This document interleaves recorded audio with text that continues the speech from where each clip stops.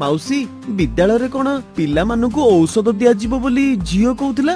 हाँ हाँ पिलांको कृमि औषध दिया जिवो 1 वर्षरू 19 वर्ष हेला पर्यंत पिला माने वर्षकु 2 थर फेब्रुआरी और अगस्त मासरे कृमिनाशक औषध खाइबे। एही औषध विद्यालय और अंगनवाड़ी केन्द्र रे खाइबे। कृमि हेले कौन हुए माउसी?